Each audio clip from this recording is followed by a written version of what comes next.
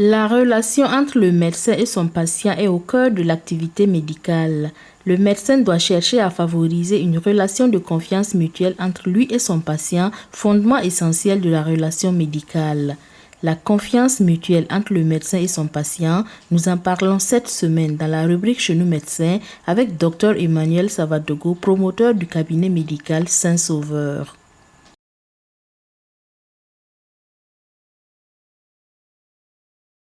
Une relation, c'est une sorte de communication, d'interaction, de connexion entre deux individus. Bien sûr, dans notre situation, c'est entre un médecin et son patient. Voilà, ce qui fait que quand on parle de relation de confiance maintenant, ça veut dire que c'est une relation entre les deux qui doit se faire dans la confiance. Et il faut savoir avant tout que dans notre cadre, c'est une relation qui est avant tout professionnelle. Ça veut dire que on a deux individus, un expert qui est le médecin, détenteur du savoir, et le second qui est le patient qui vient avec une demande, un problème de santé et qui pense trouver une solution en s'adressant au médecin. C'est pour ça que je dis que c'est avant tout une relation professionnelle. Ensuite, de la qualité maintenant de l'entretien, de la qualité de la confiance entre les deux, cette relation pourra par la suite se transformer. Voici un peu ce que c'est que la relation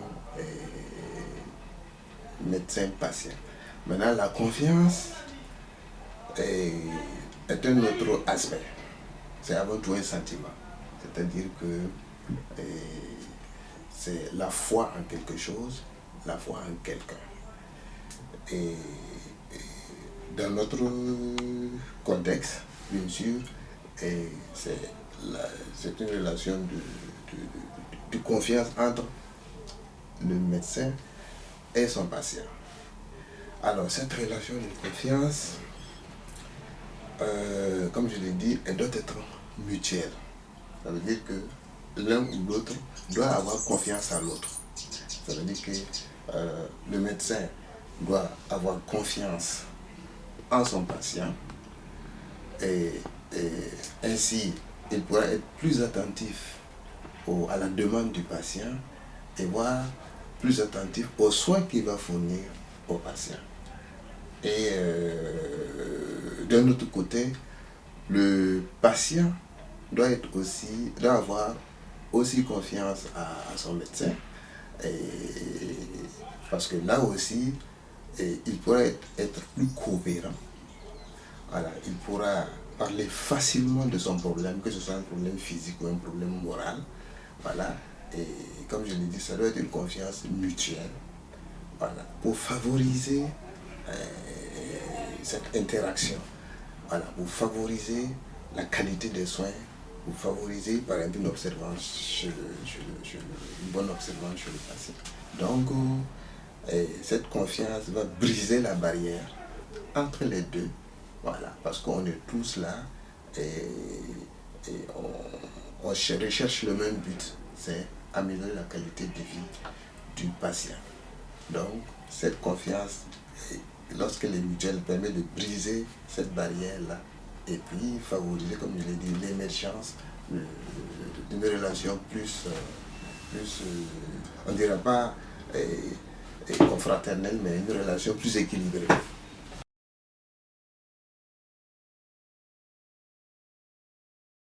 Et de prime abord, nous, on est un peu formés. D'accord? En fac de médecine, quand même, on nous forme. On fait, dans les 2 ou 3 premières années, des formations en psychologie qui nous apprend à recevoir les patients, à les mettre en confiance avant de toute autre démarche. Donc, pour créer cette confiance, ce climat de confiance, un minimum d'égards, c'est avant tout le cadre. Il faut un cadre quand même préserve, comment on appelle, qui crée la confidentialité. Voilà, ça veut dire que, qui permet au patient de formuler sa demande sans crainte d'être entendu. Ou, voilà. Ensuite, il faut un cadre aussi qui soit assez bien rangé, propre. Voilà. Et après le cadre, il y a le comportement du médecin, c'est-à-dire la posture. Et bien sûr, il ne faut pas avoir une posture de chef qui commande, le visage serré et autres. Parce que là déjà, ça crée une barrière. Comme je l'ai dit, il faut briser ces barrières pour que ça puisse, pour que la relation entre les deux puisse bien se faire. Donc, et il y a l'attitude du médecin. Voilà, comme je dis, le médecin doit être disposé à écouter le patient. Parce que c'est fondamental cette écoute. Alors, il faut bien écouter le patient, lui laisser dire ou présenter son problème en ces termes, quitte à intervenir de temps en temps pour clarifier certains propos. Et à la fin, par exemple, on pourra reprendre le problème du patient pour s'assurer qu'on a très bien compris le problème. Et ça fait partie de ce qu'on appelle l'empathie. C'est-à-dire que le fait de reconnaître et de comprendre le problème du patient, déjà, ça fait avancer, ça met le patient en confiance. Ensuite, il faut éviter de porter un jugement. Parce qu'on n'est pas à un tribunal. Et n'oubliez pas que quand on va en justice, c'est pour trancher un problème. On tranche toujours en faveur d'un groupe et à la défaveur d'un autre. Ici, ce n'est pas le cas. On ne va pas en justice, c'est quelqu'un qui a un problème de santé et qui vient voir un expert pour voir dans quelle mesure son problème sera résolu. Donc, on ne doit pas juger. Voilà. Ensuite, pour mettre le patient en confiance toujours, après, comment on appelle, après ce que j'ai dit, il faut bien sûr faire le travail correctement, examiner correctement le patient, prendre le temps d'examiner le patient, lui expliquer les gestes. Il faut que lui aussi comprenne la démarche du médecin. Comme je l'ai dit, il faut que ça soit partagé. Tout geste, tout ce qu'on fait doit être partagé. On doit se comprendre. Donc, à l'issue de ça, je pense qu'il y a certains patients qui se lèvent et qui te disent « Ah, docteur, depuis que je consulte, on ne m'a jamais examiné comme ça. Je suis guéri déjà. » Là, vous voyez, donc l'examen aussi le bon examen est un facteur d'établissement de confiance entre les deux personnes, surtout pour le patient.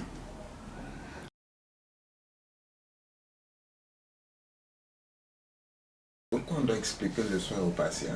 Il faut se dire que depuis un certain temps, surtout avec l'avènement du VIH, alors, on s'est rendu compte que la relation directe médecin-patient là n'était pas suffisante pour assurer une bonne prise en charge.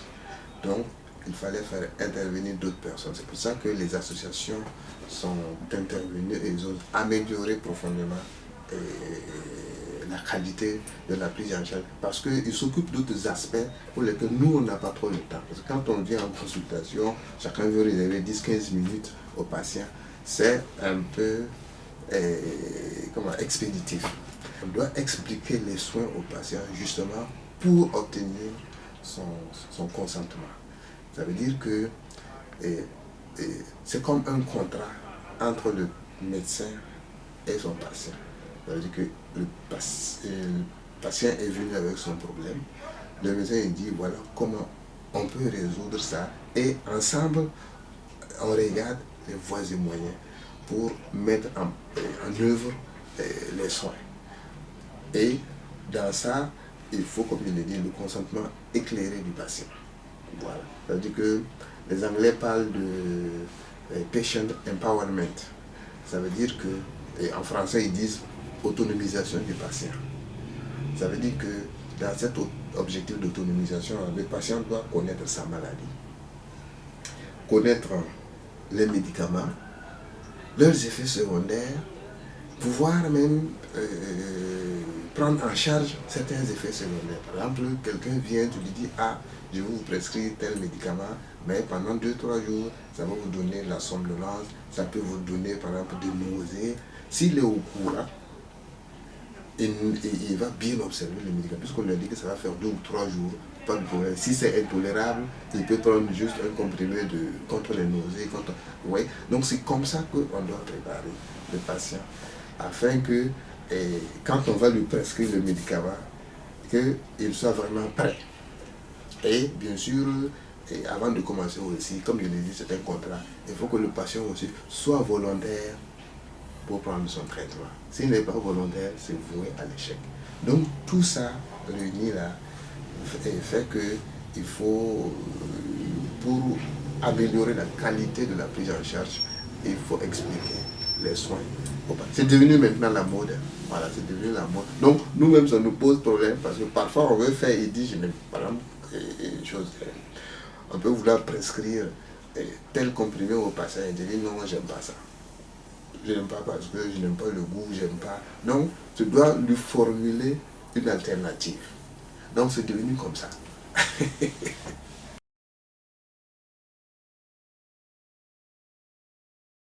L'intérêt est avant tout réciproque. Parce que moi je veux obtenir une efficacité du traitement. Donc il faut que j'explique au patient comment il prend ses médicaments. Le patient veut sa guérison, donc il faut que lui aussi, il écoute comment. Donc c'était vraiment un intérêt réciproque. Alors pour maintenir, si on revient à maintenir cette relation, c'est comme dans toute relation, hein, c'est basé sur la confiance.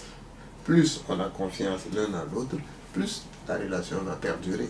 Le jour que quelqu'un va trahir l'autre, bon, ça brise un peu cette relation. Donc ici, dans un premier temps d'abord, c'est les échanges d'adresses. Voilà. Bon, c'est vrai que le patient est venu ici, il connaît, mais bon, le praticien peut avoir quand même le numéro du patient pour un cas de cas, comme je dis, c'est-à-dire qu'à la maison, le patient peut envoyer. Maintenant, avec les réseaux sociaux, la communication, qui est une nouvelle technique de la communication, le patient peut communiquer sans avoir besoin de se voir. C'est surtout quand c'est identifié, le numéro est identifié, bon, c'est plus facile. Ensuite, le médecin doit avoir un programme clair, c'est-à-dire un emploi du temps clair pour le patient. Par exemple, moi je suis là tous les jours, du lundi au samedi matin, de 8h à 13h, 16h à 19h. Le patient sait que s'il veut venir seulement, si c'est moi qu'il veut trouver, il peut me trouver dans cette plage horaire. Voilà. Donc, tout ça, c'est des facteurs qui permettent au patient de maintenir le contact avec son médecin. Voilà. Ensuite, il faut, comment on dit ça, le médecin doit toujours renforcer ses connaissances et ses compétences. Parce que quand, à un certain moment, n'oublions pas que les patients maintenant peuvent s'instruisent eux-mêmes, hein, ils lisent avant de venir, donc ils viennent avec beaucoup de questions. Donc quand ils viennent que le médecin ne peut pas répondre à ces questions, ça pose problème. Donc le médecin doit avoir une culture de la connaissance perpétuelle.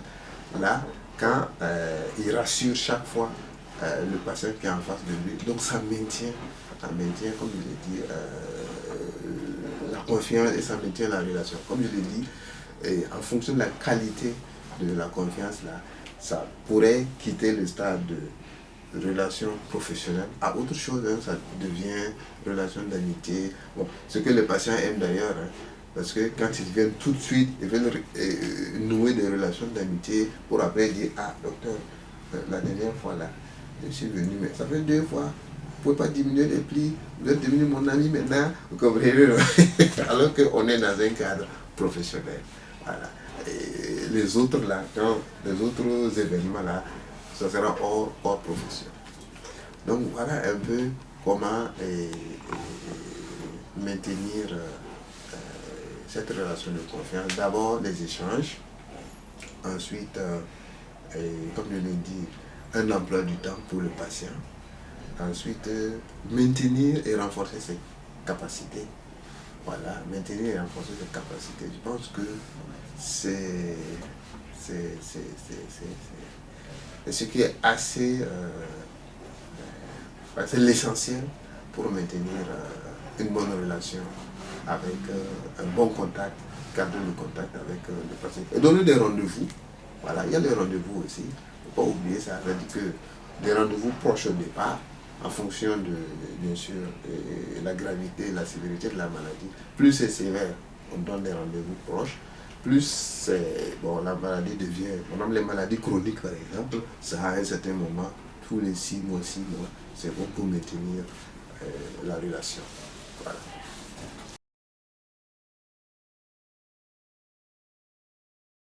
Comme je l'ai dit, c'est vraiment fondamental la confiance entre le patient et le médecin. C'est vraiment fondamental pour la qualité des soins. Parce que comme je l'ai dit, ici, tout ce qu'on recherche, c'est la qualité des soins. Je suis technicien d'accord, mais bon, c'est pas suffisant.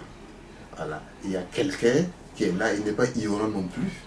Voilà. Il vient avec un certain niveau, donc, mais il a un problème qu'il sait que par lui-même il ne peut pas résoudre, donc il vient voir quelqu'un pour l'aider. Parce que c'est ça.